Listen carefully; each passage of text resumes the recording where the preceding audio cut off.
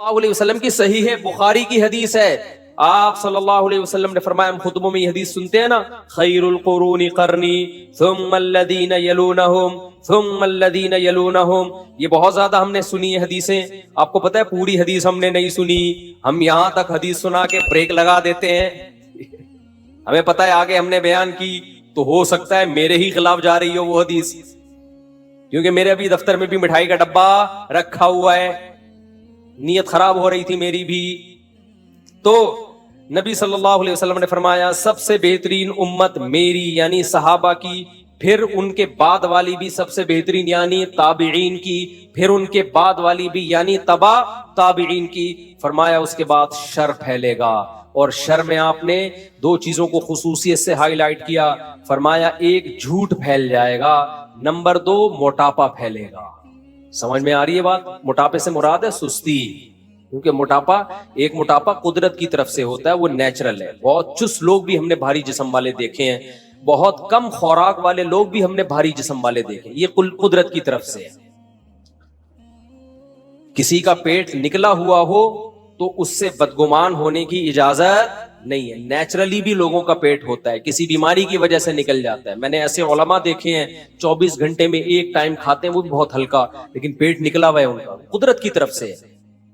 صحابہ میں بھی ایسے تھے, بعض بھاری جسم کے, بعض دبلے جسم کے. لیکن یہاں وہ موٹاپا مراد ہے. تمام محدثین ایک ہی بات لکھتے ہیں, اس سے نیچرل جو موٹاپا ہوتا ہے وہ مراد نہیں ہے. یہاں وہ موٹاپا مراد ہے جو کھانے کی وجہ سے ہوا ہو. سمجھ میں نہیں آ رہی بات؟ اسی وجہ سے اس حدیث کی تشریح میں علماء نے لکھا ہے کہ نبی کی حدیث کا مطلب یہ ہوا کہ اس امت میں دو بیماریاں سب سے پہلے آئیں گی, ایک زیادہ کھانا, دوسرا جھوٹ. دوسرا کیا آئے گا بھائی؟ جھوٹ. بات کریں گے تو جھوٹ بولیں گے. ہر آدمی کیا بول رہا ہے آج, کیا کر رہا ہے آج کل؟ جب بھی کوئی بات کر رہا ہوتا ہے پتہ ہی نہیں چلتا کہ سچ بول رہا ہے کہ جھوٹ بول رہا ہے. قسمیں اٹھا لے گا, پوری بات ہی نہیں کرے گا کبھی بھی. تو اور دوسرا کھانا, کھائے جا رہے ہیں. اور مجھے اللہ کی قسم اس پہ افسوس نہیں ہو رہا کہ زیادہ کیوں کھا رہے ہو. بھائی یہ تو ڈاکٹروں کا ٹاپک ہے نا کہ کم کھاؤ, میرا ٹاپک تھوڑی ہے. مجھے افسوس اس پر ہو رہا ہے کہ اس پہ مذہب کا لیبل کیوں لگا رہے ہو. یہ میرا ٹاپک ہے, یہ ڈاکٹروں کا ٹاپک نہیں ہے. مذہب کا لیبل مت لگاؤ, مذہب میں پھوڑنا پھاڑنا پسند بولو نہیں ہے. اور مٹھائیوں کو ختم کر دو مارکیٹ سے. ہمارے نبی صلی اللہ علیہ وسلم نے جو ہمیں کھانے پینے کی چیزیں بتائی ہیں خوشی کے موقع پہ, وہ گوشت بتایا ہے, مٹھائیاں نہیں بتائی ہیں. وہ کیا بتایا ہے؟ اسلام میں تہوار ہیں. عید الفطر پہ آپ صلی اللہ علیہ وسلم نماز عید سے پہلے کھجور کھایا کرتے تھے. نماز عید سے پہلے کیا کھاتے تھے؟ کھجور. اس میں بھی یہ حکمت تھی کہ یہ بتانا کہ آج ہمارا روزہ نہیں ہے. وہ بھی چند کھجوریں کھاتے تھے بس. باقی ہمارے نبی صلی اللہ علیہ وسلم سے تہواروں پہ کیا ثابت ہے؟ بقرعید ہمارا تہوار ہے. کیا اسلام میں یہ ہے؟ دیکھو ہندو جب تہوار مناتے ہیں تو وہ طرح طرح کے ویجیٹیبل اور مٹھائیاں کھاتے بھی ہیں اور کھلاتے بھی ہیں. ایسا ہی ہوتا ہے کہ نہیں ہوتا؟ سویٹس یہی ہوتا ہے نا. لبرل سیکولر لوگوں کا ایک تہوار ہوتا ہے برتھ ڈے.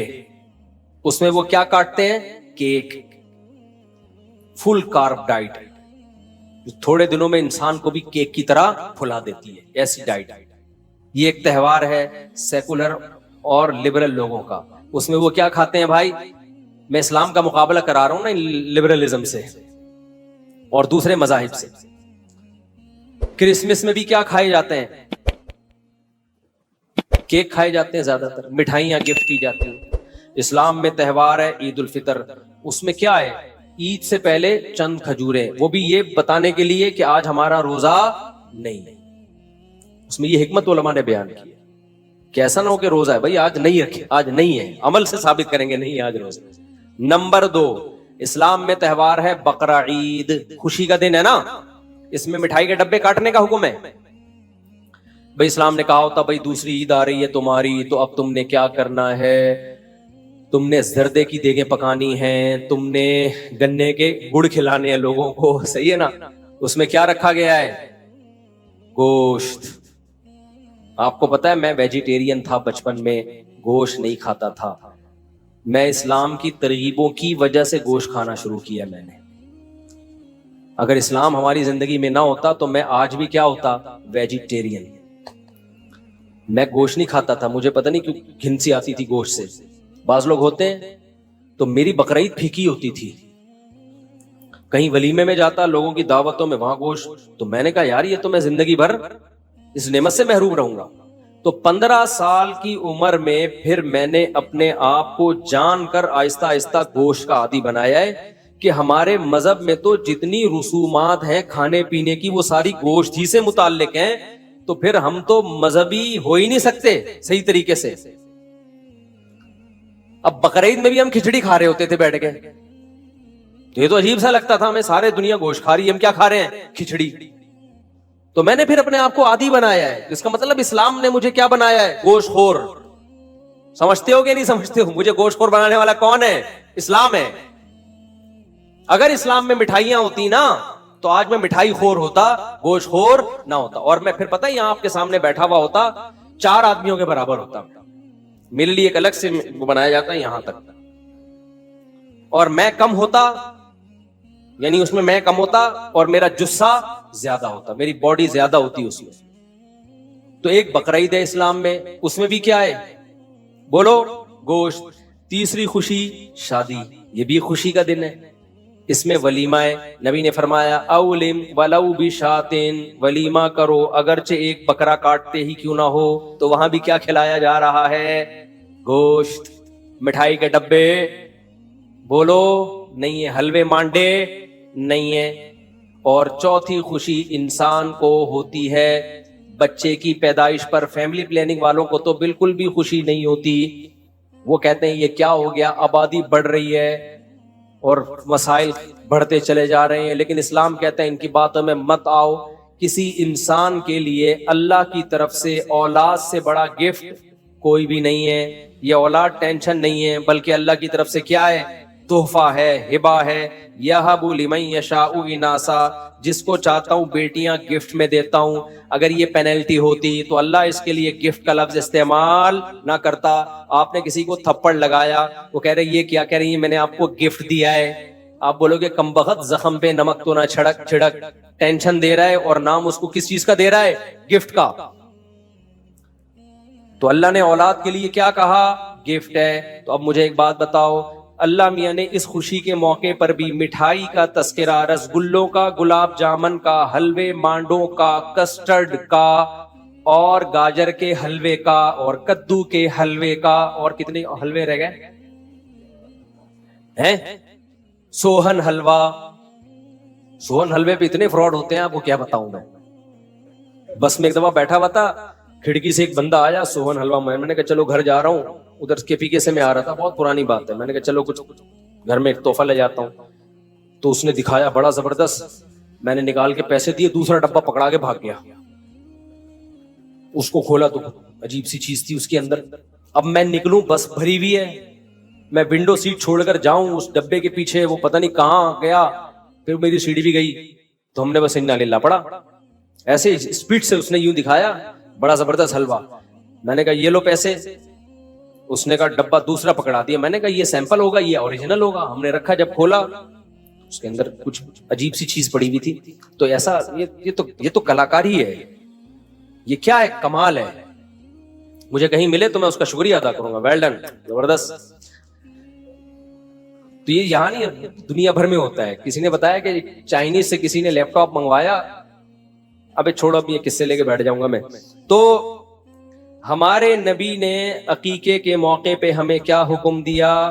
مٹھائی کے ڈبے یا گوشت؟ گوشت کھاؤ. اپنے بچوں کو چاکلیٹوں کے اور مٹھائی کے ڈبوں کا عادی مت بناؤ, یہ سست بنیں گے. گوشت کھلاؤ تو کیا بنیں گے؟ چست. سمجھتے ہو؟ گوشت کھلاؤ تو کیا بنیں گے؟ چست. میں یہ نہیں کہہ رہا کہ سبزی کھانا چھوڑ دیں, وہ بھی کھائیں, لیکن یہ جو نیچرل میٹھا بھی کھاؤ آپ, کھجورے کھا لو, انجیر کھا لو, کشمش کھا لو اپنے خرچے پہ. ایسی چیزیں مت کھاؤ جس سے آپ خود مٹھائی کا ڈبہ بن جاؤ تھوڑے دنوں میں. خود کیا بن جاؤ آپ, اس سے آپ کے اندر سستی پیدا ہوگی. میں جو اپنے واقعات سناتا ہوں, شو مارنا قطعاً نیت نہیں ہوتی, موٹیویشن کے لیے انسان اپنے واقعات بھی سنا سکتا ہے. دیکھو آپ کو میں ایک عجیب بات بتاؤں, 20-25 سال پرانی بات بتا رہا ہوں آپ کو میں, بلکہ اس سے بھی زیادہ. میں نے 20-25 سال سے شربت نہیں پیا ہوگا, شاید ایک آدھ دفعہ کبھی پی لیا ہو, بہت زیادہ 2-4 دفعہ پی لیا ہوگا. یہ جو شربت نہیں ہوتا چینی کے شربت, چاہے وہ روح افزا ہو, چاہے وہ نورس ہو, چاہے وہ کوئی اور شربت ہو, چینی والا کوئی بھی شربت, 20-25 سال بلکہ شاید 30 سال ہو گئے ہوں, مجھے نہیں یاد پڑتا. بچپن سے نہ افطاری میں, نہ سحری میں, نہ کہیں دعوت پہ میں پیتا ہی نہیں ہے, الا ماشاءاللہ کبھی کبھار شاید پی لیا ہوں. کیوں؟ کیا مجھے اتنی عقل تھی؟ میں نے کیا یوٹیوب پہ کلپ دیکھے تھے؟ مجھے تو ظاہر ہے کچھ بھی نہیں, بچپن میں انسان کو کیا پتا ہوتا ہے. مجھے یاد ہے میں نے ایک دفعہ افطاری میں شربت پیا تو مجھے محسوس ہوئی سستی. شربت پینے کے بعد مجھے لگا کہ میرا دماغ کیا ہو رہا ہے, ٹن. کراچی میں اس کو کیا کہتے ہیں, ٹن. اچھا بچے تو ایکٹیو ہوتے ہیں, کھیلتے ہیں, کودتے ہیں, مجھے لگا کہ یار وہ ایکٹیونیس نہیں ہے. تو یہ کیوں ہو رہی ہے, آج کیا ایسا کھایا ہم نے. بچوں میں اتنی کھوپڑی ہوتی نہیں ہے. مجھے محسوس ہو رہا تھا کہ یار یہ جب شربت پیو تو باڈی میں وہ ایکٹیونیس رہتی نہیں ہے. تو مجھے خود یہ بات سمجھ میں آئی کہ یار ایسی چیز میں کیوں استعمال کروں کہ 3-4 سیکنڈ کا مزہ ہے اور اس کے بعد دماغ ہر وقت سستی سے بھرا رہتا ہے. آپ افطاری میں 2-3 گلاس شربت پیو تو دیکھو حالت کیا ہوتی ہے انسان کی, ایسا پڑا ہوا ہوتا ہے, دائیں بائیں گر رہا ہوتا ہے. تو مجھے خیال ہوا کہ یار ایسا کام ہم کریں کیوں کہ 2 سیکنڈ کا مزہ ہے اور اس کے بعد جسم میں چستی ہی ختم ہو جاتی ہے. اور جسم میں جب چستی ختم ہوتی ہے نا تو انسان ڈپریشن میں بھی جاتا ہے, کیونکہ بیٹھ کسی کام میں دل نہیں لگتا اس کا, سوا اس کا حل یہی کہ وہ سو جائے. تو اب کیا سوتے ہی رہے سارا دن. تو اس وقت اللہ نے مجھے یہ عقل دی کہ بھائی یہ پینے کے بعد سستی پیدا ہو رہی ہے, لہذا یہ کام کرنے کا نہیں ہے. مجھے کسی ڈاکٹر نے نہیں بتایا, کسی حکیم نے نہیں بتایا, نہ میں نے کسی کو مشورہ دیا کہ یہ کام مت کیا کرو. کیوں میں نے اس لیے مشورہ نہیں دیا, میں نے کہا ضروری تھوڑی جو میری باڈی کے ساتھ ہو رہا ہے وہی دوسرے کے ساتھ بھی ہو رہا ہو. ایک مثال ہو گئی. دوسری مثال, میں جامعۃ الرشید میں پڑھاتا ہوں. ایک دن ایک طالب علم گاجر کا حلوہ لے کر آیا صبح.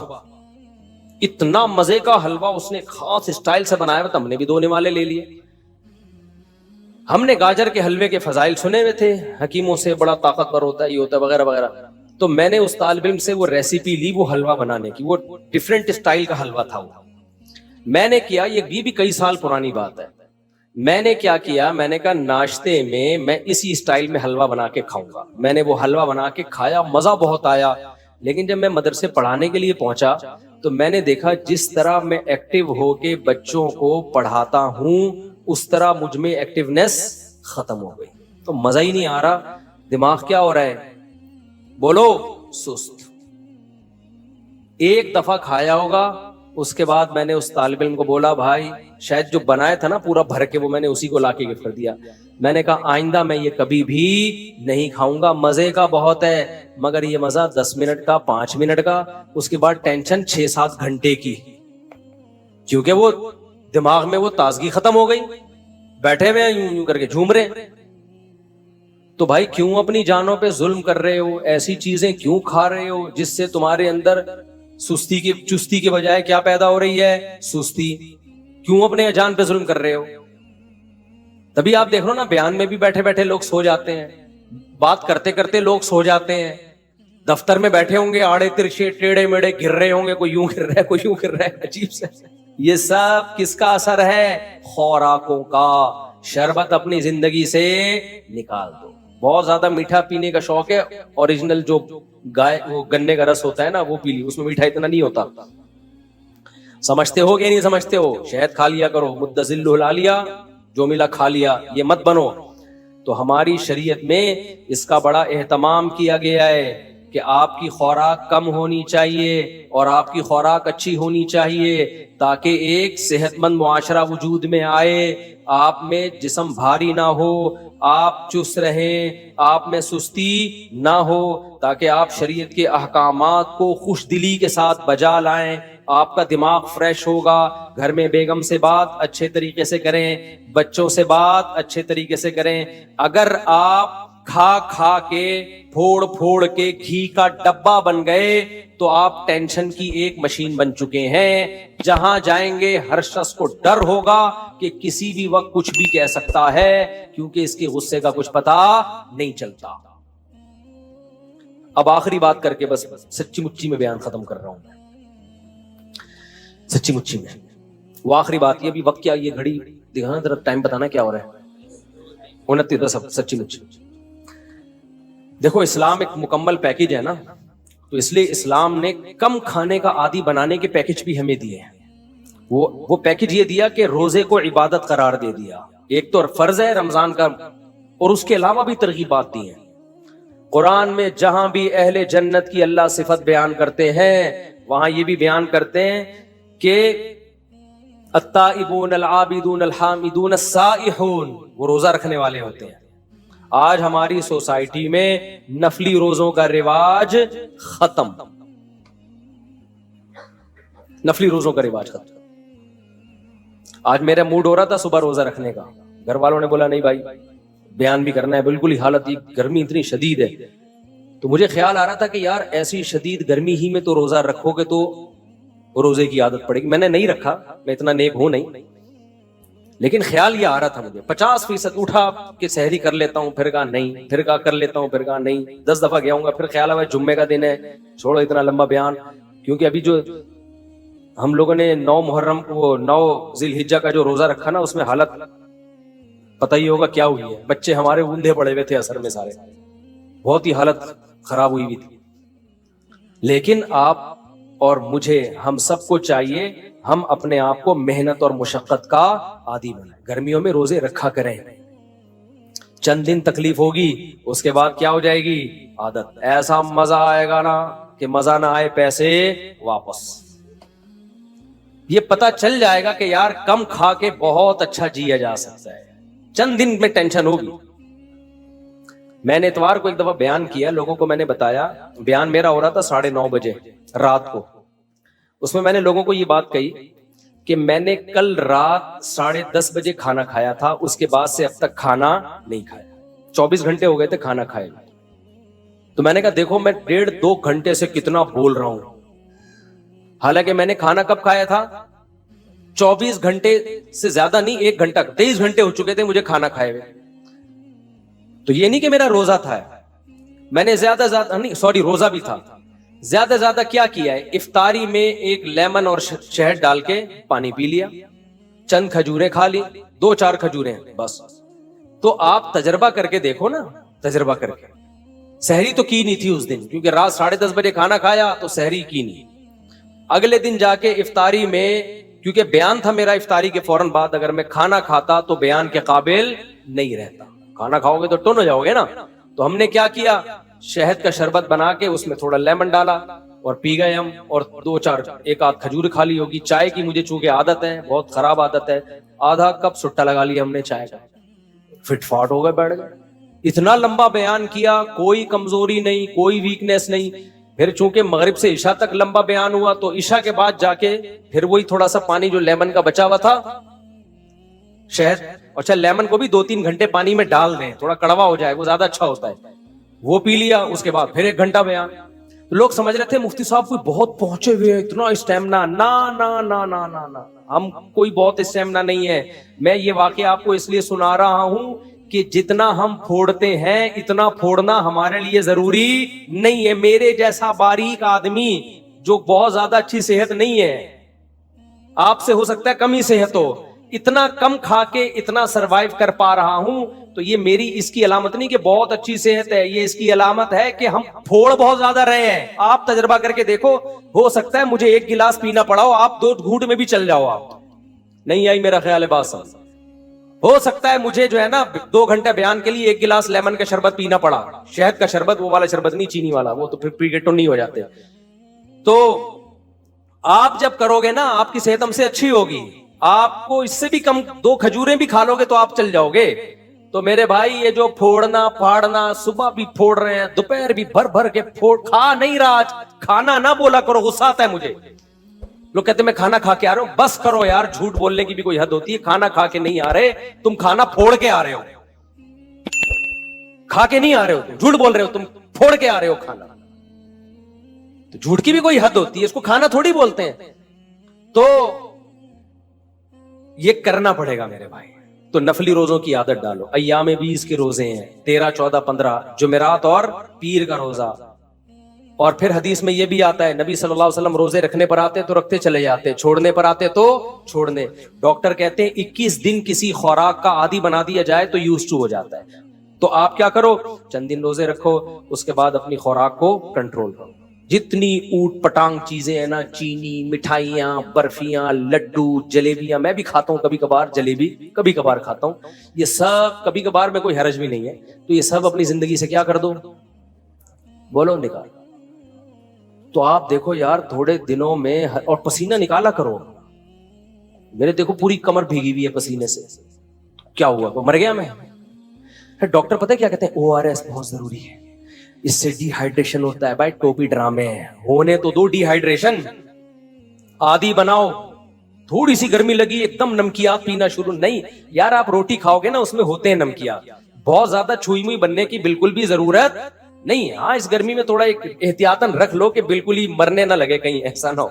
تو اپنے آپ کو عادی بناؤ میرے بھائی. ہمارا مذہب تعیش پسندی ہمیں نہیں سکھاتا. ہمارا مذہب ہمیں کیا سکھاتا ہے, چستی سکھاتا ہے. اور وہ خوراک کو تبدیل کیے بغیر ممکن نہیں ہے. لڈو پھوڑنے, مجھے مٹھائی کے ڈبے مت دیا کرو اللہ کا واسطہ, میں کھاتا نہیں ہوں. میں مٹھائی کا ڈبہ فوراً کیا کر دیتا ہوں, پارسل کر دیتا ہوں, اپنے دشمنوں کو کھلاتا ہوں. میں جس پہ مجھے غصہ ہوتا ہے میں کہتا ہوں اس کو کھلاؤں. ایسا, یہ میں مذاق کر رہا ہوں, ایسا نہ ہو کسی کو میں نے مٹھائی کھلائی ہو تو وہ بولے اچھا یار مفتی صاحب کو ہم سے دشمنی ہے. تو یہ ہمارے مذہب کا, اس سے آپ میں کنٹرول پیدا ہوگا. مسلمان پوری دنیا میں اسلام کو بدنام کر رہے کھا کھا کے. ہماری صحتیں انگریزوں سے اچھی ہونی چاہیے تھی کہ نہیں ہونی چاہیے تھی؟ ان سے اچھی ہونی چاہیے تھی. نبی نے فرمایا المومن القوی احب الی اللہ من المومن الضعیف, طاقتور مومن اللہ کو کمزور مومن سے زیادہ محبوب. آپ صلی اللہ علیہ وسلم فرمایا کافر 7 آنتیں بھر کے کھاتا ہے, مومن صرف 1 آنت بھرتا ہے. آج الٹا ہو گیا, کافر تھوڑا سا کھائے گا, مومن کھائے گا نہیں بلکہ پھوڑے گا. تو یہ ہمارے مذہب کا حصہ ہے. کنٹرولنگ پاور جب بڑھے گی نا تو پھر باقی برائیاں بھی چھوٹیں گی آپ سے. کنٹرول ہی نہیں ہے, دسترخوان کو دیکھ کے بہک جاتا ہے تو پھر گناہ کو دیکھ کے بھی بہکے گا. تبھی تو اللہ نے گناہ چھڑوانے کے لیے روزے رکھوائے ہیں کہ تاکہ تمہارے اندر تقوی پیدا ہو. تو اللہ تقوی پیدا کرنے کے لیے کھانا چھڑواتے ہیں کہ جو کمبخت کھانے پہ کنٹرول نہیں کر سکتا وہ نظر پہ بھی کنٹرول نہیں کر سکتا, وہ زبان پہ بھی کنٹرول نہیں, وہ جھوٹ بھی بولے گا. یہ بہت زیادہ گرمی ہو رہی ہے, آپ لوگ کو مجھے لگ رہا ہے محسوس ہو رہا ہے. ہماری مسجد میں ایئر کنڈیشن بھی نہیں ہے. اس پورے علاقے میں نا سب سے غریب مسجد ہماری ہے. لوگ کہتے ہیں مفتی صاحب تو کروڑوں روپے چندہ کرتے ہیں. اگر کروڑوں چندہ ہوتا تو ہماری مسجد کا یہ حال نہ ہوتا. باتیں کرنے پر گورنمنٹ کی طرف سے کوئی پابندی نہیں ہے. لوگ پھینکتے رہتے ہیں, اس مولوی کو دیکھو امریکہ جا رہا ہے, فلاں جا رہا ہے, فلاں جا رہا ہے, بہت پیسہ آ رہا ہوگا. تو آ رہا ہوتا تو یہ حال ہوتا. آپ کہہ سکتے ہو گھروں میں لگا رہا ہوگا مولوی, گھر جا کے بھی دیکھ لو ہمارے, میرے گھر میں ایسی نہیں ہے ابھی تک. خیر وہ اس کی ایک اور حکمت بھی ہے, وہ لگوا دوں گا میں. اتنا بڑا مسئلہ ایسا نہ ہو مجھے زکوٰۃ دینا شروع کر دیں کل ایسی کوئی زکوٰۃ میں لے آئے کہ لگا دو یار. اللہ نے مجھے بہت دیا الحمدللہ. اصل میں مجھے 4 جگہ لگانا ہے. مسئلہ یہ ہے کہ ہر چیز مجھے 4 سے ضرب دینی پڑتی ہے, اور پھر لگا دیں گے کوئی, اتنا اللہ نے بہت دیا ہے, پھر اس کے بل اس کو کنٹرول کرنا ممکن نہیں ہے. پھر وہ 4 گنا, اسی کا مطلب ڈبل سے ڈبل. اللہ نے اتنا دیا ہے وہ بھی ہو جائے گا, لیکن ایک اور حکمت بھی ہے، وہ میں کیوں بتاؤں آپ کو، ساری باتیں کیا میں بتا دوں؟ میں چاہتا ہوں تھوڑا سا مشقتوں کا عادی رہے انسان. میں خود بھی رات گرمی میں ہی سو جاؤں، حالانکہ ہمارا جو مہمان خانہ ہے نا، جہاں مہمانوں کو ٹھہراتے ہیں، وہاں اے سی میں نے لگایا ہوا ہے، ایئر کنڈیشن، لیکن میں خود گرمی میں سوتا ہوں. کیوں اپنے آپ کو چھوئی موئی بنا رہے ہو؟ زیادہ چھوئی موئی نہ بناؤ اپنے آپ. اللہ نے مجھے اتنا دیا، جو ظاہر ہے 4 گھروں کو چلا رہا ہو تو کیا وہ اے سی میں نہیں سو سکتا؟ تو دفتر میں ہم نے لگایا ہے مہمان خانہ، جہاں لوگوں کو ہم ٹھہراتے ہیں، جو کوئی بہت دور سے آ جائے، کوئی قریبی رشتے دار آ جائے تو اس کے لیے لگایا ہوا ہے. لیکن میں خود اس میں نہیں سوتا. سو سکتا ہوں میں اس لیے کہ اللہ نے گرمی کا موسم جو دیا ہے نا، وہ گرمی لگانے کے لیے دیا ہے، گرمی سے بھاگنے کے لیے بولو نہیں دیا. سردیاں جو اللہ نے دی ہیں، سردی لگانے کے لیے دی ہیں، سردیوں سے بھاگنے کے لیے نہیں دی ہیں. تو خدا کا واسطہ اتنے چھوئی موئی مت بنو، انسان کے بچے بنو.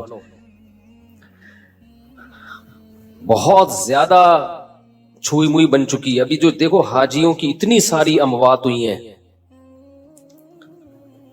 وجہ کیا ہے؟ اور بھی وجوہات ہوں گی اس کی، لیکن حاجیوں کی بہت ساری اموات کی ایک وجہ یہ بھی ہے کہ ایئر کنڈیشن سے نکلنا ہی لوگوں نے چھوڑ دیا ہے. تو یہ پسینہ اللہ نے کیوں رکھا ہے بھائی؟ دیکھو چلتا ہوا دریا جو ہے، چلتا ہوا پانی، وہ فریش ہوتا ہے. ہماری باڈی میں نا جب تک یہ چلتی پھرتی رہے گی، مختلف قسم کے فضلات اس کے ہماری باڈی سے مختلف طریقوں سے نکلتے رہیں گے تو فٹ رہیں گے ہم. کہیں بھی بریک لگا دی نا، اب اللہ نے مختلف طریقے رکھے ہیں. ایک طریقہ ہے پسینہ، اس سے بھی ہماری باڈی فریش ہوتی ہے. قبض ہو جائے کسی کو تو ٹینشن میں آئے گا نا، خوراک ہم کھاتے ہیں وہ بھی خارج ہوتی ہے.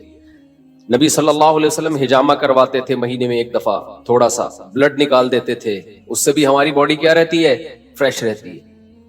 خواتین کو مینسز ہوتے ہیں، ان کی انرجی کا بہت بڑا حصہ اس میں ضائع ہوتا ہے، لیکن وہ مینسز ان کی صحت کے لیے ضروری ہیں. بچے کی ولادت ہوتی ہے، نفاس کا خون آتا ہے، بہت زیادہ ان کی انرجی اس میں ضائع ہوتی ہے، لیکن وہ ان کی صحت کے لیے ضروری. یہ ساری چیزیں باڈی کو ریفریش کرنے کے لیے ہوتی ہیں. ریفریش سمجھتے ہیں؟ کمپیوٹر میں جب سسٹم میں گڑبڑ ہو تو کیا مارتے ہیں اس کو؟ ریفریش.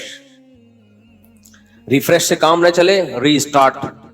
ری اسٹارٹ سے بھی کام نہ چلے، سافٹ ویئر اڑا دو اس کا، دوسرا ڈال دو اس میں. تو پسینہ نکلنا بھی ضروری ہے بھائی، خون نکلنا بھی ضروری ہے. اسی طرح جب شادی ہوتی ہے تو بھی انرجی استعمال ہونا شروع ہوتی ہے، وہ بھی ہماری باڈی کا حصہ ہے. جو لوگ بہت عرصہ اپنی بیویوں سے دور رہتے ہیں، سال سال 2 سال، ان کے بھی دماغ خراب ہونا شروع ہوتا ہے. صرف مینٹلی ڈسٹرب نہیں ہوتے، ان کی باڈی بھی خراب ہوتی ہے. بڑھاپا جلدی آتا ہے ان لوگوں میں. تو اللہ کا بنایا ایک، جو عورتیں بچے کی ولادت روک لیتی ہیں وہ بھی جلدی بوڑھی ہو جاتی ہیں، کیونکہ وہ بھی ایک پروسیس ہے اللہ نے رکھا ہے، ان کی انرجی اس طرح سے یوٹیلائز ہو.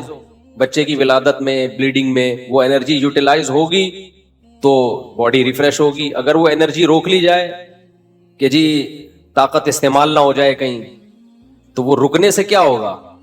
ایسا ہی ہے جیسے پانی میں، تالاب میں پانی رک گیا تو پانی کا بیڑا غرق ہو گیا. پرانا پانی نکلے گا تو نیا پانی بولو آئے گا.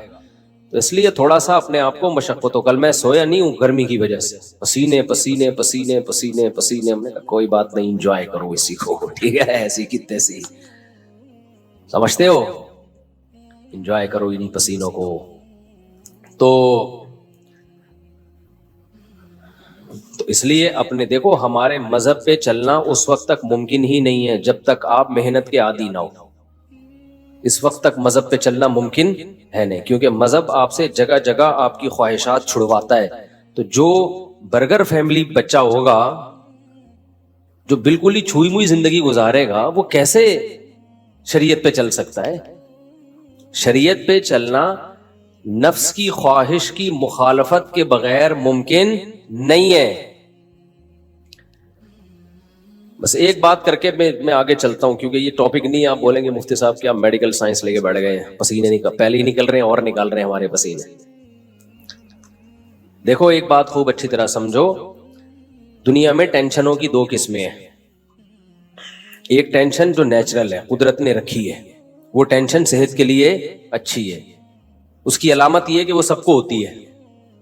سمجھ رہے ہو نا, اس کی علامت کیا ہے؟ سب کو ہوتی ہے. تو ظاہر ہے ساری انسانیت بیمار تو نہیں ہو سکتی نا. سردی کی ٹینشن یہ سب کو ہوتی ہے کہ نہیں ہوتی؟ جب سردیاں آتی ہیں تو پورے ملک پہ آتی ہے سردی, کسی ایک اکیلے کو نہیں لگ رہی ہوتی, تھر تھر کانپ رہا ہوتا. گرمیوں کی ٹینشن اللہ نے سب کے لیے, تو یہ سب کے مطلب ہے کہ اللہ دینا چاہتے ہیں یہ ٹینشن, یہ آپ کے لیے مفید ہے. کبھی کبھار ہمیں زکام ہو جاتا ہے, یہ سب کو ہوتا ہے. دنیا میں کوئی ایسا آدمی میں نے نہیں دیکھا جس کو کبھی بھی زکام نہ ہوتا ہو. اب یہ چھوٹی سی بیماری جو ہے یہ ہے ٹینشن, لیکن یہ سب کو ہوتی ہے. اسی وجہ سے بہت بڑے ڈاکٹر ہیں آغا خان ہاسپٹل کے, میری ان سے گپ شپ ہوئی, انہوں نے کہا کہ جو ہیلتھ کے اور صحت کے معیارات ہیں نا, ان میں نزلہ زکام کھانسی کو شامل نہیں کیا جاتا. یعنی کھانسنے والا نزلے والا آدمی بھی صحت مند ہی ہے. ہاں, ایسا نہ ہو کہ کھانستا ہی آ رہا ہو بچپن سے, یعنی کبھی کبھار کھانسی زکام نزلہ. اس سے کیا ہوتا ہے, یہ وہ ٹینشنیں ہیں جو آپ کو بڑی ٹینشنوں سے بچا لیتی ہیں, آپ کا امیون سسٹم بوسٹ کر دیتی ہیں. یہ تو ان چیزوں میں پریشان ہونا. اسی طرح بچے جب پیدا ہوتے ہیں, بچہ چیخ چیخ کے روتا ہے, گلا پھاڑ پھاڑ کے, کچھ نہیں دیکھتا کہ یہ کمبخت کے باپ کے سونے کا ٹائم ہے یا ماں کے سونے کا ٹائم ہے. جب وہ روتا ہے تو, اور وجہ بھی سمجھ میں نہیں آ رہی ہوتی, تو یہ کسی ایک ہی بچے کے ساتھ ہوتا ہے یا ہر بچے کے ساتھ ہوتا ہے؟ ہر بچے کے. اس کا مطلب یہ نیچرل ہے, یہ اس کے لیے ضروری ہے. نہیں روئے گا نقصان ہوگا اس کو. اس لیے ایک دم بچے کے رونے پہ مائیں آج کل کیا کرتی ہوں, میرا بچہ پتہ نہیں کیوں رو رہا ہے, وجہ ہی سمجھ میں نہیں آ رہی, ہاں اس کو چپ نہیں کراؤ, چپ رونے دو, کمبخت رونے دو, پاگل آدمی. یہ نیچرل ہے بھائی. اللہ تعالیٰ تمہارے اندر برداشت پیدا کرنا چاہتے ہیں. اللہ دیکھنا چاہ رہے ہیں کہ تم گدھے تو نہیں ہو کہیں. دیکھو قرآن کہتا ہے کہ میں نہ کسی کا زبانی دعویٰ قبول نہیں کرتا جب تک اس کو آزما نہ لوں. یہ قرآن کے الفاظ ہیں سورہ عنکبوت کے. تو ہر انسان دعویٰ کرتا ہے میں خوش اخلاق ہوں, میرے اندر برداشت ہے. تو اللہ بچے کو کہتے ہیں چیخ, رو, بلا وجہ رو, کوئی ریزن نہیں ہونی چاہیے, اور ایسے ٹائم پہ رو جب ان کمبختوں کے سونے کا ٹائم ہو. اب جو پاگل ہے ان کو غصہ آئے گا بچے کے اوپر, حالانکہ بچے کو کوئی قصور ہے, اس کو کیا پتا کہ سونے کا ٹائم ہے, جاگنے کا ٹائم ہے. تو پاگلوں کو غصہ کس پر آئے گا؟ بچے پر. وہ چیخیں گے چپ ہو جا, خاموش ہو جا, بے وقت چیختا ہے, گلا, مائیں کیا کہہ رہے تو گلا دبا دوں گی تیرا. تو فرشتے لکھ دیتے ہیں کہ ہے انسان, لیکن یہ جو ماں باپ ہیں یہ اصل میں گدھے ہونے چاہیے تھے. فرشتوں نے ان کو کیا بنا دیا, یعنی ہے انسان, سافٹ ویئر کون سے ڈلے ہوئے ان میں؟ ڈنکی والے. گدھے کا نامناسب ہے. سافٹ ویئر جو ان میں ڈلے ہوئے ہیں وہ کون سے ڈلے ہوئے ہیں؟ ڈنکی کے. اس لیے یہ بہت بہترین معیار ہے کسی کے اخلاق کو جانچنے کا کہ بچے پہ اس کو غصہ آ رہا ہے کہ نہیں آ رہا. اگر بچے پہ آ رہا ہے نا, جو ناسمجھ بچہ ہے, اس پہ غصہ آنا اس کی علامت ہے کہ آپ ادھر سے آؤٹ ہیں.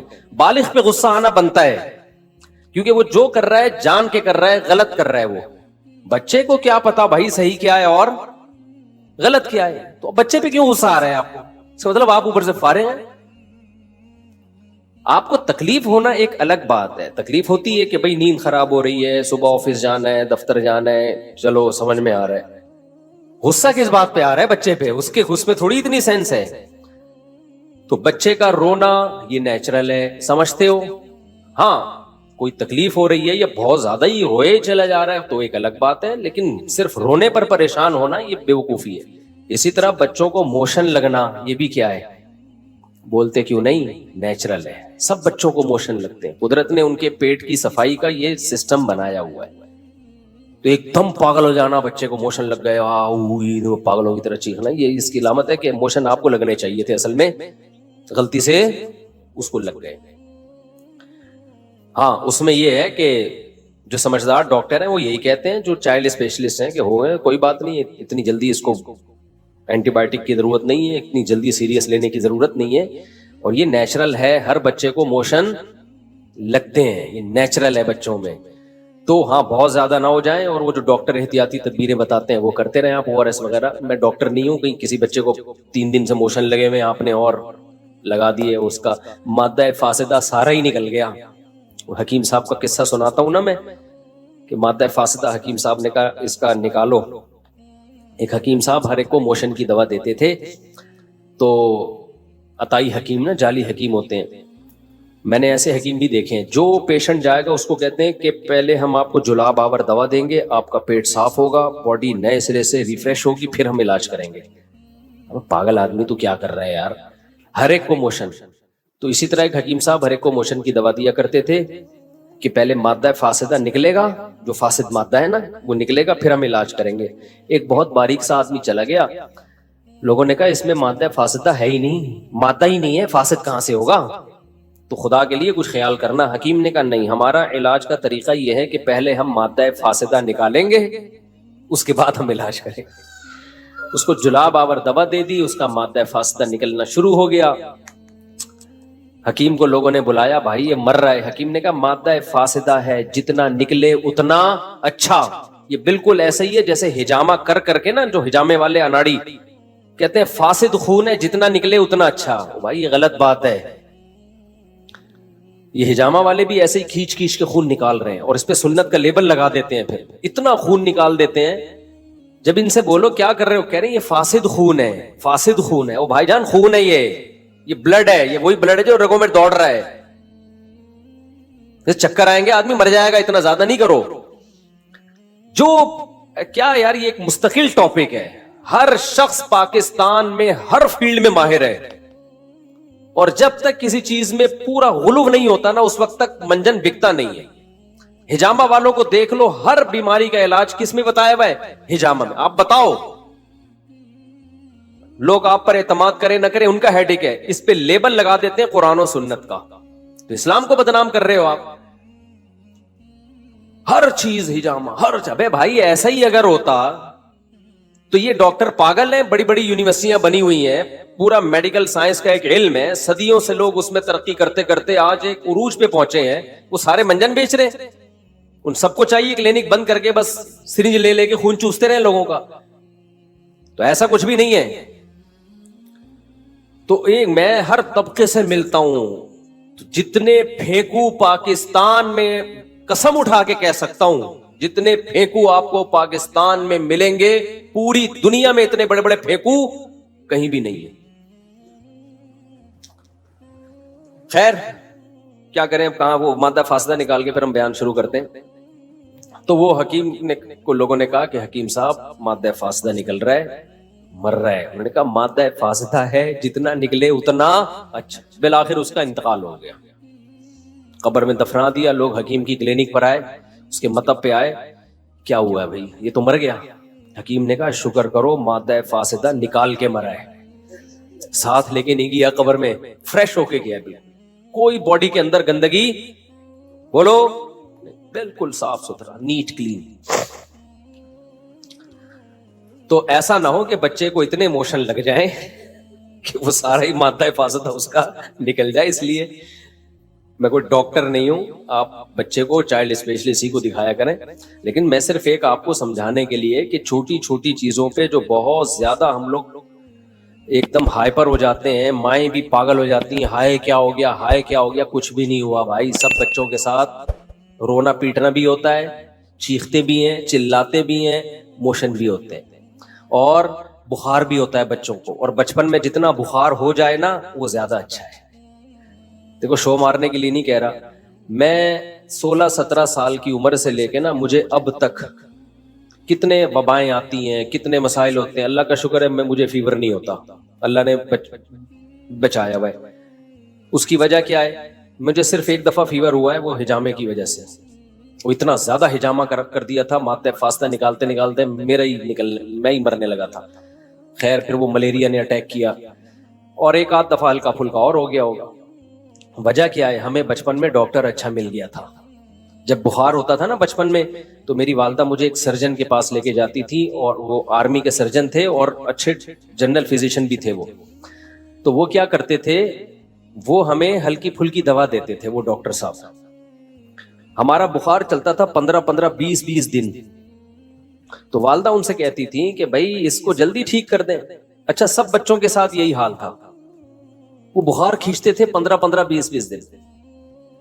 تو اب جلدی ٹھیک کرو بھائی.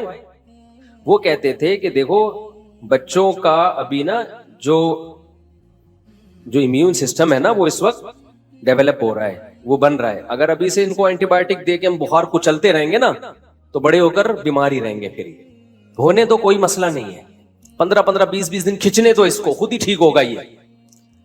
تو وہ اس ڈاکٹر کا ہم پر اتنا احسان ہے, میں تو اس کے لیے دعائیں کرتا ہوں.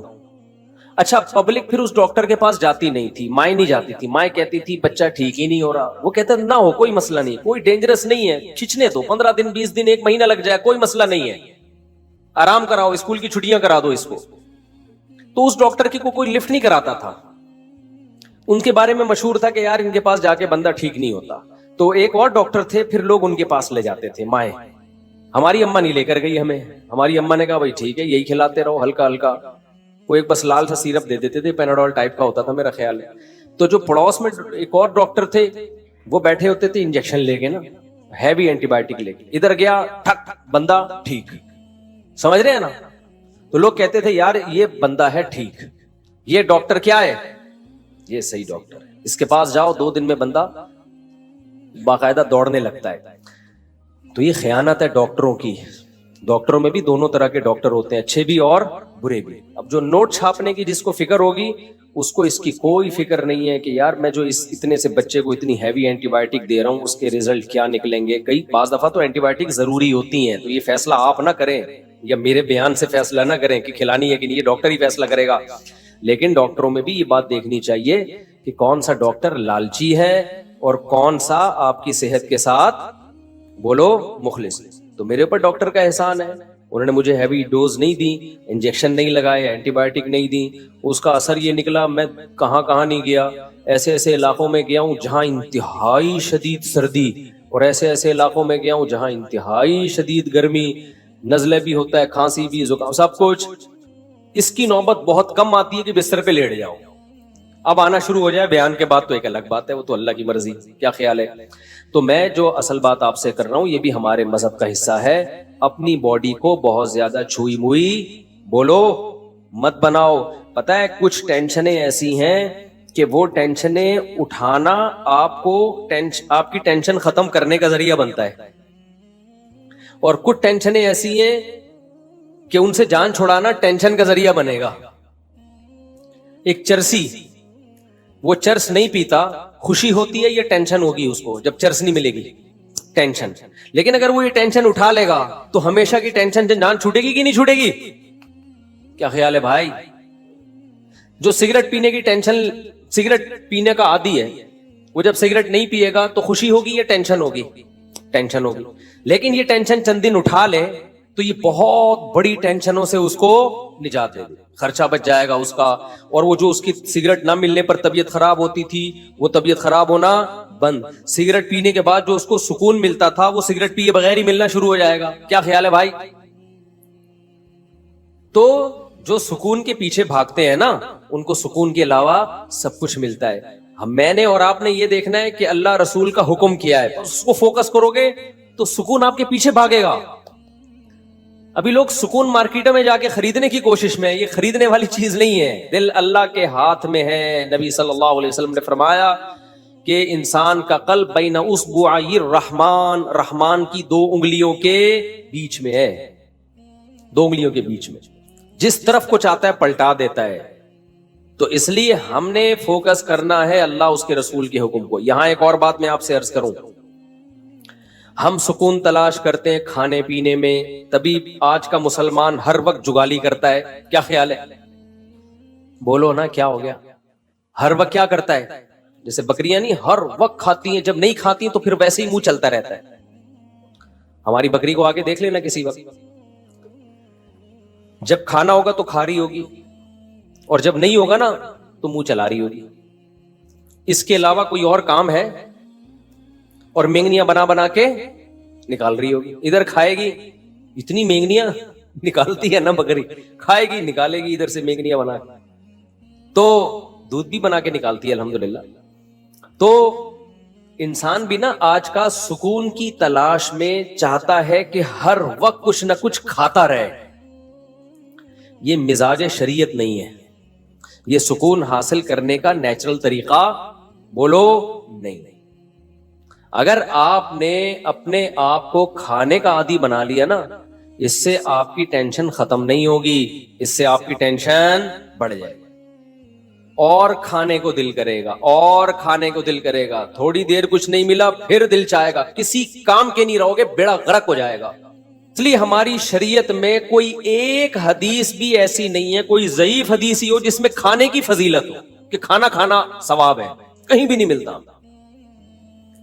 یہ تو پتہ نہیں مذہب میں کھانے کا تصور آیا کہاں سے, میں تو اس پہ حیران ہوں. کوئی ایک بھی مثال نہیں ملتی ہمیں اس کی. اور میٹھا کھانا تو ہے ہی نہیں. ایک تو ہم لوگوں نے جرم یہ کیا کہ کھانا اسلام کے کھاتے میں ڈال دیا. تبھی جتنے مذہبی لوگ ہیں ان میں میجورٹی آپ کو کھانے پینے والی نظر آئی. کیوں؟ اس لیے کہ مذہب میں کھانے پینے کی رسومات ہم نے بڑھا دی. تیجے کا کھانا, 40ویں کا کھانا, پھر محرم کا حلیم, یہ سارے مذہبی کھانے ہیں نا. بھائی جان کیا ہو گیا؟ دیکھو محرم کا حلیم, پھر 40واں بھی ہوتا ہے کو محرم کا, پھر ربیع الاول آیا, وہ تو فرسٹ ربیع الاول سے لے کے بلکہ ربیع الاول سے پہلے سے ہی کھانے شروع ہو جاتے ہیں اور چلتے ہیں ربیع الاول کے اینڈ کے بعد, یعنی ربیع الثانی تک بھی چلتے ہیں. وہ پھوڑنے پھاڑنے کا ہی مہینہ کہلایا جاتا ہے. کھاتے رہو, دیگیں, بریانی, مٹھائیاں. ابھی کوئی صاحب کے بیٹا پیدا ہوا, مٹھائی لے کر آ گئے ہمارے لیے, اللہ ان کے برکت دے ماشاءاللہ. مٹھائیوں کا رواج ختم کرو.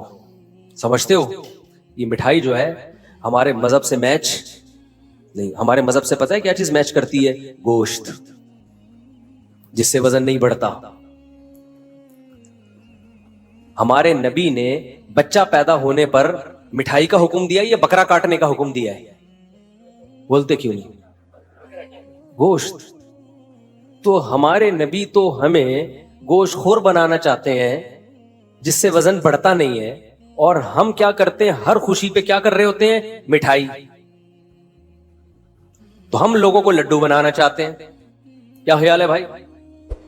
ہم لوگوں کو کیا بنانا چاہ رہے ہیں؟ لڈو. 3 میٹھے ہیں جو شریعت میں جس کی فضیلت ہے, کہ انجیر ہے جس کا اللہ نے قرآن میں بڑا زبردست ذکر کیا. انجیر میں جس ٹائپ کا گلوکوز ہوتا ہے وہ ایک الگ ٹائپ کا ہے, جو ڈاکٹر اس کو الگ نام دیتے ہیں اس کو.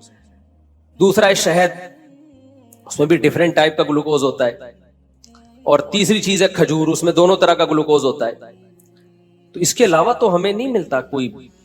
ادھر سے آپ صلی اللہ علیہ وسلم نے کوئی جلیبی کبھی کھائی ہو, یا کبھی آپ صلی اللہ علیہ وسلم نے برفی کھائی ہو. مٹھائیوں کے نام ہیں ہی نہیں. کھا لیں آپ, ہم بھی کبھی کبھار کھا لیتے ہیں, اس پہ مذہب کا لیبل بولو. یہ میرا بیان جو ہے نا, آپ کہیں گے مفتی صاحب کس ٹائپ کا بیان لے کے بیٹھ گئے ہو آپ. یہ میں وہ باتیں آپ کے سامنے کر رہا ہوں جو ہماری سوسائٹی کی نیڈ ہے. دیکھو اسلام کی خوراکوں پہ اگر غور کرو گے نا تو پتا چلے گا کہ اسلام آپ کو ایکٹیو بنانا چاہتا ہے, اسلام آپ کو سست نہیں بنانا چاہتا. ہمارے جو دیندار حضرات ہیں یا مسلم قوم ہے, ان کی خوراکیں ایسی ہیں کہ یہ کمبخت چست ہو ہی نہیں سکتے. تو جو چست نہیں ہو سکتا وہ مذہب پہ کیسے عمل کر سکتا ہے؟ نہیں آ رہی میرا خیال ہے بات. مذہب میں نا سستی منع ہے. نبی صلی اللہ علیہ وسلم نے فرمایا اللہم انی اعوذ بک من الجبن ومن الکسل, اے اللہ بزدلی سے بھی تیری پناہ مانگتا ہوں اور سستی سے بھی تیری پناہ مانگتا ہوں.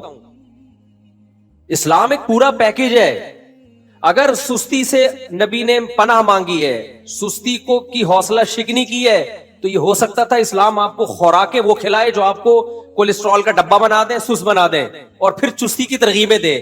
اس کا مطلب دیکھو, ایک ڈاکٹر ورک شاپ کروا رہا ہو اور آپ کو ایکٹیو رہنے کے طریقے بتا رہا ہو, اور پھر ہر ایک کے سامنے رسگلے کے ڈبے لا کے رکھ دیے ہوں, تو آپ کہیں گے ڈاکٹر صاحب آپ کی باتوں میں اور آپ کے ایٹیٹیوڈ میں تضاد ہے, یہ دونوں آپس میں ملتی نہیں.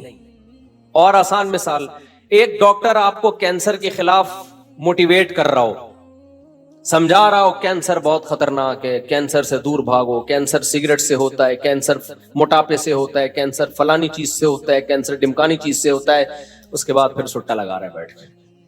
اور آپ کا ایک ڈبہ آپ کو بھی پکڑا ہے گولڈ لیف, یہ لیجیے کیٹو کنگ سائز فلٹر, ہمارے دور میں یہی ایڈ آتے تھے, اب پتہ نہیں کیا آ رہے ہیں, یہ کھائی. آپ بولو گے ڈاکٹر صاحب وہ کیا تقریر تھی وہ جو آپ گھنٹوں سے کر رہے تھے؟ تو ڈاکٹر کیا, اصل میں مجھے لیکچر کے پیسے ملتے ہیں, تو لیکچر تو میں نے دینا ہے بھائی, اس لیکچر کے تو مجھے پیسے ملتے ہیں تو وہ تو میں نے دینا تھا, تو اس لیے باقی اب یہ ہمارا آپس کا معاملہ ہے, ہم سگریٹ پیتے ہیں کہ نہیں پیتے.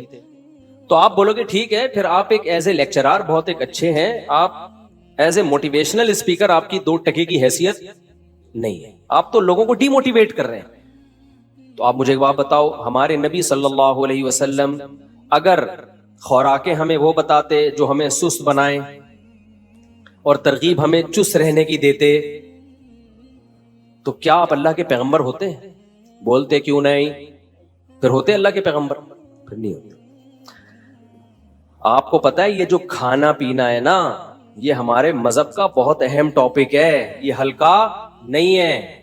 نماز روزہ تو ہے ہی, اسلام کے 5 ارکان وہ تو ہیں ہی, لیکن نماز روزے پر آنے کے لیے اور اپنی زندگی میں شریعت کو لانے کے لیے اور بھی کچھ پیکج دیے پیغمبر صلی اللہ علیہ وسلم نے. جب تک ان پیکجز کو ہم اختیار نہیں کریں گے, اسلام پہ چلنا ہمارے لیے ممکن نہیں ہوگا. اس کی مثال میں آپ کو دیتا ہوں. اسلام میں بے جا غصہ, بلا وجہ غصہ, یہ ہر وقت توے پہ بعض لوگ جیسے بیٹھے رہتے ہیں نا غصے میں, یہ اچھی خصلت ہے یا بری خصلت ہے؟ قرآن کہتا ہے والکاظمین الغیظ, نیک لوگ غصے کو کیا کرتے ہیں؟ پیتے ہیں. اب ایک طرف اسلام کہہ رہا ہے کہ غصہ بری چیز ہے, کبھی کبھار تو ٹھیک ہے, ضرورت بھی ہوتی ہے, وہ نیچرل بھی ہے. بلا وجہ چھوٹی چھوٹی باتوں پہ ایک دم ناک پہ مکھی بٹھا کے رکھنا ہر وقت, بعض لوگوں کی عادت ایسی ہوتی ہے جیسے ابھی ایک دھماکے سے پھٹ جائیں گے وہ نا, تو یہ بری خصلت ہے. کیا خیال ہے؟ تو جب بھی کوئی عالم بزرگ غصے کا علاج کرے, جس کے پاس آپ جاؤ, تو وہ غصے کے دونوں پہلوؤں پہ غور کرے گا. کہ ایسا تو نہیں ہے کہ آپ کو غصہ کسی روحانی وجہ سے آ رہا ہو, آپ میں تکبر ہے. غصہ جس کو زیادہ آتا ہے نا, 2 وجوہات ہوتی ہیں, ایک روحانی وجہ کا مطلب اس میں تکبر ہے, اس کے اندر اس کو یہ غلط فہمی ہو گئی ہے کہ میں بہت نیک ہوں. بعض لوگوں کو اپنے بارے میں یہ خوش فہمی ہو جاتی ہے کہ میں بہت بولو نیک, یہ بہت بڑی بیماری ہے. اور یہ ان لوگوں کو زیادہ ہوتی ہے جو مشہور ہوتے ہیں, جیسے ہم لوگ, جن کے لوگ ہر وقت تعریفیں کرتے رہتے ہیں, مفتی صاحب آپ اتنے اچھے, آپ اتنے اچھے. تو بعض دفعہ آدمی کو اپنے بارے میں وہم ہوتا ہے شاید واقعی میں بہت اچھا ہوں, یہ ہو جاتا ہے. یہ بہت خطرناک بیماری ہے. اس کا نقصان یہ ہوتا ہے کہ پھر اگر کوئی آپ سے غلطی ہوتی ہے نا, اور کوئی کہتا ہے آپ سے یہ غلطی ہوئی, تو آدمی کی کھوپڑی گھومتی ہے. وہ کہتا ہے میں کیسے, مجھے تو اتنے لوگ میرے ہاتھ چومتے ہیں, وہ بھی مجھے اچھا کہہ رہا تھا, وہ بھی اچھا کہہ رہا تھا, وہ بھی اچھا, تو یہ میں کیسے بھائی, دل چاہ رہا تیرے رکھ کے میں تھپڑ لگاؤں. بھائی جتنا بھی اچھا ہو جائے, یہ کسی کتاب میں لکھا ہوا ہے کہ اب آپ سے کوئی غلطی نہیں ہو سکتی؟ یہ کسی کتاب میں لکھا ہوا ہے؟ لکھا ہوا بھی ہوتا تو وہ کتاب میں غلط لکھا ہوا ہے, اس کا مطلب ہے, ٹھیک ہے نا. تو یہ جن لوگوں کو ایسے غصہ آتا ہے نا, یہ روحانی مسئلہ ہے ان کے ساتھ. ان کو اپنے بارے میں بل الانسان علی نفسہ بصیرہ, قرآن کہتے ہیں انسان اپنے بارے میں باخبر ہوتا ہے, اس کو پتا ہوتا ہے میں کتنے پانی میں ہوں, لیکن وہ اپنے بارے میں اپنی رپورٹ کے بجائے دوسروں کی رپورٹوں پہ اعتماد کرتا ہے. لوگ کہہ رہے ہیں بھائی بہت اچھا, تو وہ اپنے بارے میں خوش فہمی میں. یہ بہت مسئلہ مذہبی اسکالرز کے ساتھ بھی ہوتا ہے, اور جو بھی اس طرح کے ذرا مشہور لوگ ہوتے ہیں نا, ان کے بگڑنے کے چانس زیادہ ہوتے ہیں. وہ وہم ہو جاتا ہے کہ میں بہت, ایک صاحب تھے, انہیں کوئی بوڑھا بھی ذرا سی نصیحت کرتا نا تو وہ بہت غضبناک ہوتے ہیں. یہ بھی نہیں دیکھتے کہ یار بوڑھے کا تو تھوڑا سا, یہ عمر میں آپ سے زیادہ ہے, ٹھیک ہے علم میں نہیں ہوگا, لیکن عمر کا بھی تو کوئی خیال ہوتا ہے نا. ایک نوجوان عالم کو جب کوئی بوڑھا تنبیہ کر رہا ہو, تو اس عالم کو اپنے علم کو ایک طرف رکھ لینا چاہیے, اس بوڑھے کے بڑھاپے کا خیال کر لینا چاہیے کہ یار بڑے بزرگ ہیں, چھوڑو ڈانٹ کھا لو تھوڑی دیر کے لیے. تو وہ جو ان عالم کو نا بہت زیادہ غصہ آتا تھا, کوئی بھی نصیحت کرے بہت زیادہ غصہ آتا تھا. تو میں بڑا پریشان تھا کہ یار ان مولانا کو ہو کیا گیا ہے, کوئی ذرا سی بات کرتا ہے ایک دم ایسے, اور بات بھی صحیح کر رہا ہوتا ہے وہ.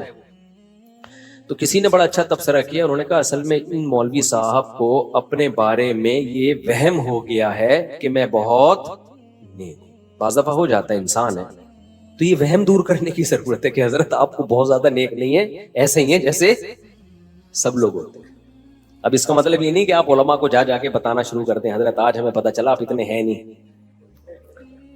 تو آپ کا کام علماء سے عقیدت محبت ہی ہے، سمجھ رہے ہو. ہاں کوئی واضح غلطی نظر آئے 2 اور 2 4 کی طرح تو اس پہ ایک دفعہ تنبیہ کر دی جائے، لیکن خود عالم کی تو ذمہ داری ہے نا وہ اپنے بارے میں غور کرے، حد سے زیادہ خوش فہمی میں مبتلا نہ ہو. تو غصہ ختم کرنے کا ایک روحانی بھائی یہ وجہ ہے. تو جو بزرگ ہوں گے، سچی مچی کے بزرگ ہوں گے، وہ آپ کے اس ٹیکنیکل فالٹ کو دور کریں گے، آپ کے اندر سے خود پسندی کو ختم کریں گے کہ بھائی نارمل رہو، جیسے سارے ہیں نا ایسے ہی بن کے رہو. دوسرا، غصے کا بعض دفعہ سبب کوئی روحانی سبب نہیں ہوتا، جسمانی سبب ہوتا. آپ بلڈ پریشر کے مریض ہیں تو ظاہر ہے آپ کو بات بات پہ بولو غصہ آئے گا.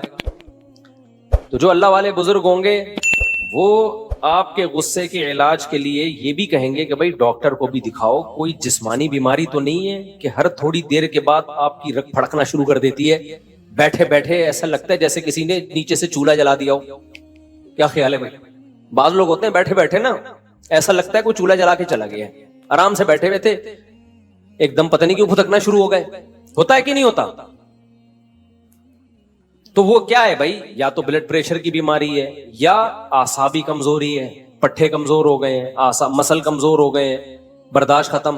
بڑھاپے میں غصہ زیادہ آتا ہے، تبھی تو اللہ نے بوڑھے والدین کے بارے میں کہا کہ اگر وہ جھڑکیں تو آگے سے اف مت کرو، کیونکہ بوڑھے ہو گئے ہیں، اب ان میں برداشت ختم ہو گئی ہے. تو غصے کا آپ کی صحت سے بہت گہرا تعلق ہے. تو اب مجھے ایک بات بتاؤ، جو یہ چاہتا ہے کہ میں جنت میں جاؤں اور بلا وجہ غصہ نہ کروں، تو شریعت کے اس حکم پہ چلنے کے لیے اس کو اپنا روحانی علاج بھی کرانا پڑے گا. روحانی سے وہ ٹوپی ڈراموں والا عاملوں کا نہیں، ان کو تو خود علاج کی ضرورت ہے. تو اب مجھے ایک بات بتاؤ، جو جہنم سے بچنا چاہتا ہے اس کو اپنے غصے پہ کنٹرول کرنا پڑے گا کہ نہیں پڑے گا؟ تو کیا اس کے لیے صرف روحانی علاج، یہ روحانی سے مراد تکبر ختم کر دے، دنیا کی محبت ختم کر دے، صرف یہ کافی ہوگا؟ یہ جسمانی علاج کی بھی ضرورت ہے کہ نہیں ہے؟ یقیناً ہے، جسمانی علاج کی بھی ضرورت ہے. تبھی تو ہمارے نبی صلی اللہ علیہ وسلم نے عبادت میں اعتدال کا حکم دیا، فرمایا تمہاری جان کا بھی تم پر حق ہے. بعض صحابہ پوری رات نماز پڑھتے تھے تو نبی نے ان کو منع کیا. وجہ اس کی کیا ہے؟ بھائی آپ کی صحت خراب ہوگی تو آپ کا گھر والوں کے ساتھ ایٹیٹیوڈ خراب ہوگا، آپ ڈپریشن میں کوئی الٹا کام کرو گے جا کے. فوجیوں میں دیکھو نا رات کو ٹائم پہ سلایا جاتا ہے، وہ سلانا بھی گورنمنٹ کی طرف سے پابندی ہے، سوئے گا تو، ان کو پتا ہے نہیں سوئے گا صبح اٹھ کے کیا کرے گا. جو جنگ لڑنے والے ہوتے ہیں یا جہاں بھی سیکیورٹی کا مضبوط نظام ہوتا ہے نا، تو اس میں ملازمین کو سلانا بھی پابندی ہوتی ہے. سونا ہم جب مدرسے میں پڑھتے تھے نا تو ہم پہ یہ بھی پابندی تھی کہ آپ نے اتنے بجے لازمی سو جانا ہے. مجھے یاد ہے میرے استاذ بہت زیادہ اس بات پہ سختی کرتے تھے کہ دوپہر قیلولہ کیا ہے کہ نہیں کیا. ان کو پتا ہوتا ہے ان کمبختوں نے اگر دوپہر نہیں سوئے نا تو یہ پڑھیں گے نہیں، پھر یہ تھکے رہیں گے، پڑھائی میں دل نہیں لگے گا ان کا. تو یہ خوب سمجھ لیں، مذہب پہ چلنے کے لیے، اللہ کو راضی کرنے کے لیے جیسے روحانی بیماریوں کا علاج کرنا ضروری ہے، ایسے ہی جسمانی بیماری کا علاج بھی ضروری ہے. اس کے بغیر آپ مذہب پہ نہیں چل سکتے. تو جیسے غصہ اسلام میں بری چیز ہے، خوش اخلاقی اچھی چیز ہے. نبی صلی اللہ علیہ وسلم نے فرمایا قیامت کے دن میرے سب سے قریب وہ ہوگا جس کے اخلاق سب سے اچھے ہوں گے. تو کیا مطلب سارے بلڈ پریشر کے مریض نبی کے ساتھ ہوں گے قیامت کے دن؟ بولو نا بھائی. نہیں، بلڈ پریشر والوں کا وہ تو کہاں ہوں گے، وہ تو اچھے اخلاق ان کے بہت مشکل ہے نا. اسی طرح یاد رکھو، ہاں ایک اللہ کی طرف سے بیماری مسلط ہو گئی، اس پہ تو پھر صبر کا ثواب ملتا ہے. وہ تو اللہ کی، جیسے ایوب علیہ السلام ساری زندگی بیمار رہے ہیں، اس میں ایوب علیہ السلام کا قصور نہیں تھا، وہ بیماری کس کی طرف سے تھی؟ اللہ کی. اور علماء کہتے ہیں ایسی بیماری میں صبر کی توفیق بھی ملتی ہے، جس میں انسان کی اپنی حماقت نہ ہو، بلکہ یہ کس کی طرف سے ہو؟ اللہ کی طرف سے. ہماری بیماریاں ہماری اپنی حماقتوں سے ہیں، اللہ کی طرف سے نہیں ہے، اپنی حماقتوں سے ہیں۔ تو اب میں یہ اتنی لمبی تمہید کے بعد آپ سے عرض کر رہا ہوں کہ اسی طرح جیسے اسلام میں غصہ حرام ہے، بد اخلاقی حرام ہے، اسی طرح اسلام میں سستی بھی کیا ہے؟ بولو، حرام۔ سست آدمی نماز پڑھ سکتا ہے؟ فجر میں دیکھ لو، فجر میں کسی بھی مسجد میں پکے نمازیوں کا ریشو دیکھو، عام لوگوں کی بات نہیں میں کر رہا، کتنے تھوڑے نمازی ہوتے ہیں۔ تو یہ کیا اس کی علامت ہے کہ اتنے جو تھوڑے نمازی ہیں یہ اس لیے ہیں کہ قوم چست بہت ہے، ایکٹیو بہت ہے، نمازیوں سے نہیں اٹھا جاتا، نمازیوں سے فجر میں نہیں اٹھا جاتا، کیوں؟ سست ہیں۔ اور بہت سارے کام ہمارے دیکھ لو، ایک کام نہیں ہے، صرف نماز پڑھ کیسے رہے ہوتے، ایسے پڑھ رہے ہوتے ہیں۔ ایک صاحب کو میں نے دیکھا نماز پڑھ رہے ہیں، ایک ٹانگ پہ پورا زور، پھر تھوڑی دیر میں یہ والی ٹانگ ہلکی، دوسری، ابے تجھ سے سیدھا کھڑا نہیں ہوا جا رہا یار، اللہ کے سامنے تم کھڑے ہو، اتنی سستی، یہ سستی ہے نا بھائی؟ سست آدمی کبھی سیدھا کھڑا ہو سکتا ہے؟ بولو، وہ ٹیڑھا میڑھا ہی ہوگا۔ ہمارے شیخ حضرت مفتی رشید احمد صاحب رحمہ اللہ جب بیان کرتے تھے نا تو ٹیک لگا کے نہیں کرتے تھے، حالانکہ ان کی عمر 75-76 سال میں بھی ایسے کمر سیدھی رکھ کے بیٹھتے تھے یوں، اور کوئی ٹیڑھی کمر کے ساتھ بیٹھا ہوتا تھا یوں کر کے اس کو ڈانٹ کے سیدھا کر دیتے تھے۔ حضرت کو ہم نے نہیں دیکھا کبھی سیڑھیوں سے اترتے ہوئے سہارا لیا ہو، سیڑھیوں پہ چڑھتے ہوئے بھی ایسے ٹھک کر کے جاتے تھے۔ آج کیا ہے، پہلی منزل پہ جانا ہے لفٹ کے ذریعے جا رہا ہے، بھائی 2 سیڑھیاں چڑھ لے، یہ بہت ضروری ہے تیرے لیے، تھوڑے سے گھٹنے ایکٹیو رہیں گے نا۔ ابھی ایک کارپینٹر کو میں نے اپنے گارڈ کے ساتھ انڈا موڑ بھیجا، یہ انڈا موڑ یہ جہاں سے انہیں قریب ہی ہے، میرا خیال ہے 1.25 کلومیٹر ہے یہ۔ وہ کارپینٹر آدھے راستے میں بیٹھ گیا کہ تھوڑا ریسٹ کرنے دو، 1.25 کلومیٹر چلنے کے لیے کتنا ہے؟ 100 میٹر نہیں، 100 میٹر سے تھوڑا زیادہ ہے، چلے اس پہ ہم بعد میں ڈسکس کریں گے۔ وہ بیٹھ گیا بیچ میں، جوان آدمی، تو یہ قوم کی حالت ہے، تو یہ جہاد کرے گی؟ یہ جہاد کرے گی؟ تو سستی اسلام میں بری چیز ہے۔ چستی کیا ہے؟ میں بھی چستی پہ اتنے بیانات کر رہا ہوں، آپ یہ نہ سمجھے مفتی صاحب پتہ نہیں کتنے ایکٹیو ہوں گے، ہم بھی آپ جیسے ہی ہیں، لیکن بات تو وہی کریں نا جو ٹھیک ہو، کیا خیال ہے؟ تو اب مجھے ایک بات بتاؤ، جب ہمیں صحابہ میں کوئی سست نہیں ملتا، اور اتنی قربانیاں سست لوگوں کا کام ہے ہی نہیں جو قربانیاں صحابہ نے دی۔ خالد بن ولید نے روم اور فارس کے بخی ادھیڑ کے رکھ دیے تھے۔ ہمارے مجاہدین جو ماضی میں ہم لوگوں نے دنیا فتح کی ہیں، فرانس تک پہنچ چکی تھی ہماری فوجیں، اور ادھر فتح کرتے کرتے شام، اور ادھر ایسٹ کی طرف انڈونیشیا، ملیشیا، یہ ساری اسلامی سلطنتیں یہ تو بہت پہلے اسلام میں داخل ہو چکی ہیں۔ کابل تک مسلمان فوجیں حضرت عثمان کے دور میں آ چکی تھیں، وہاں صحابہ کی قبریں ملتی ہیں۔ ازبکستان، آذربائیجان، یہ سب حضرت عثمان کے دور میں فتح ہو چکا تھا۔ تو یہ سست لوگوں کا کام ہو سکتا ہے؟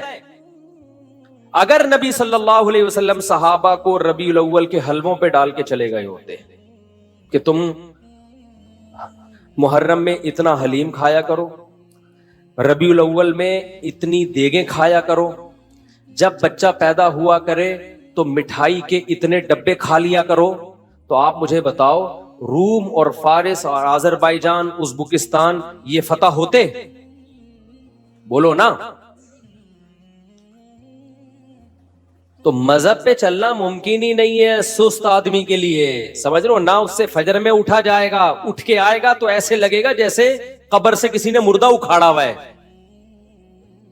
آپ دیکھ لو نا، جو سست بچے ہوتے ہیں آپ ان کو اٹھاؤ تو صحیح، ایسے مرے ہوئے آ رہے ہوتے ہیں جیسے تجھے پھانسی کے پھندے کی طرف لے کے جا رہے ہیں، ہم پھانسی گھاٹ کی طرف لے کے جا رہے ہیں۔ پھر آگے بیٹھے گا تو وضو خانے میں بیٹھ جائے گا، وہیں جھومتا رہے گا بیٹھ کے، پھر وضو خانے سے اس کو اٹھاؤ گے، آگے کھڑا ہوگا، پھر عجیب اسٹائل سے کبھی ایک پاؤں پہ سہارا لے کے ادھر، کبھی ادھر، کبھی پھر ناک میں کھجا رہا ہے, کبھی کان میں انگلی گھما رہا ہے, نہ نماز میں خشوع و خضوع, نہ وضو تمیز سے ہوگا اس کا. عجیب.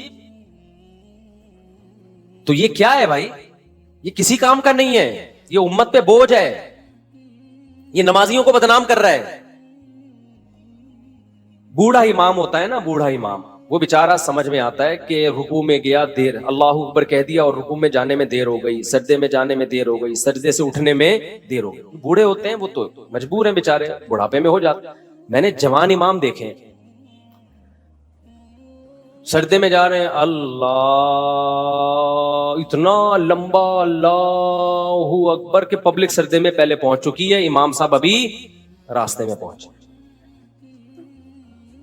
یار آپ تو 30-35 سال کے ابھی ینگ ہو, آپ اتنا لیٹ پہنچ رہے ہو, سردے میں اتنا لیٹ پہنچ رہے ہو. اور چلو شادیوں میں دولہا اپنی شادی میں لیٹ آتا ہے, میں تو نکاح پڑھاتا ہوں نا یہاں, دولہا لیٹ آدھا گھنٹہ 1 گھنٹہ. میں کہتا ہوں جس کمبخت کو اس کی شادی موٹیویٹ نہیں کر سکی ٹائم پہ پہنچنے کے لیے, وہ باقی کون سے کام ٹائم پہ کرے گا؟ یا تو بیزار ہے, تیری پسند کی شادی نہیں ہو رہی, یا تو سست ہے کہ پسند کا کام بھی اتنی سستی سے ہو رہا ہے. یہی وجہ ہو سکتی ہے نا بھائی تیری. کبھی چلو حادثہ بھی ہو جاتا ہے, ٹریفک جیم ہے, کوئی مسئلہ ہو گیا, لیکن نارملی بھی لوگ یہی کر رہے ہوتے ہیں. ہم بیٹھے ہوئے ہیں نکاح پڑھانے, ہم ٹائم پہ پہنچے ہوئے ہیں, حالانکہ میری نہیں ہو رہی شادی, پھر بھی میں ٹائم پہ پہنچا ہوا ہوں. اور اگلا کیا کر رہا ہے, جو دولہا ہے 1 گھنٹہ لیٹ, 1.5 گھنٹہ لیٹ. بس کر یار, تو نماز کیسے ٹائم پہ پڑھے گا جب تیری جو شادی جس میں اتنی دلچسپی ہے تجھے, وہ تو اتنی لیٹ کر رہا ہے, گھنٹہ بعد پہنچ رہا ہے تو. تو یہ مقصد کہ یہ قوم سست ہے یا نہیں ہے, مجھے یہ بتاؤ. یہ خدا کی قسم بہت بڑا عیب ہے ہمارے اندر, اس کو ہلکا مت سمجھو, بہت بڑا عیب ہے. نبی صلی اللہ علیہ وسلم کو سستی پسند نہیں ہے, اور آپ